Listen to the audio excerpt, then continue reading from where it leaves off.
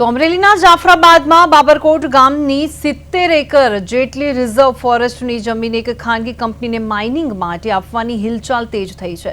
આ સમાચાર સામે આવતા જ સ્થાનિકોમાં ઉગ્ર રોષ જોવા મળી રહ્યો છે। વન્ય પ્રાણીઓ અને સિંહોના રક્ષણ માટે હંમેશા અગ્રેસર રહેતા ધારાસભ્ય હીરાભાઈ સોલંકીએ આ મામલે વન મંત્રી અર્જુન મોઢવાડિયાને પત્ર પાઠવી તાત્કાલિક હસ્તક્ષેપ કરવા માટે માંગ કરી છે। જાફરાબાદની દરિયાઈ પટ્ટી પર સિંહોનું વિશાળ સામ્રાજ્ય વિસ્તરાયેલું છે।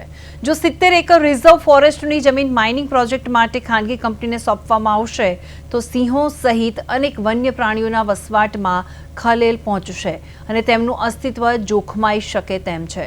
તેમણે પત્રમાં ઉલ્લેખ કર્યો છે કે વર્ષ 2016થી અત્યાર સુધીમાં પર્યાવરણ અને વન્યજીવોના હિતમાં આવા અનેક પ્રોજેક્ટ નકારી કાઢવામાં આવ્યા છે।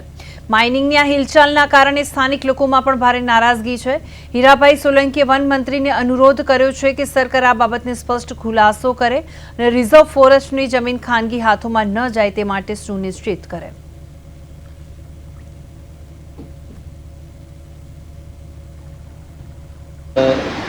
જાફરાબાદ તાલુકાનું બાબરકોટ ગામ 70 હેક્ટર જમીન જે ફોરેસ્ટ રિઝર્વ માટે રાખવામાં આવી હતી એ 2 દિવસ પહેલાં મારા ધ્યાન ઉપર આવતા ઘણા બધા લોકોએ રજૂઆત કરી અને આ રિઝર્વ ફોરેસ્ટની જમીન પ્રાઇવેટ કંપનીને માઇનિંગ કરવા માટે મંજૂરી આપી છે એવું ધ્યાન ઉપર આવતા તાત્કાલિક જ મેં અર્જુનભાઈ મોઢવાડિયા સાહેબને વન વિભાગના મંત્રીશ્રીને આ ધ્યાન ઉપર મૂક્યું છે પત્ર લખીને અને સાચી હકીકત એમને આપી છે કે નથી આપી એ મારા ધ્યાન ઉપર ઓન પેપર કંઈ આવ્યું છે નહીં।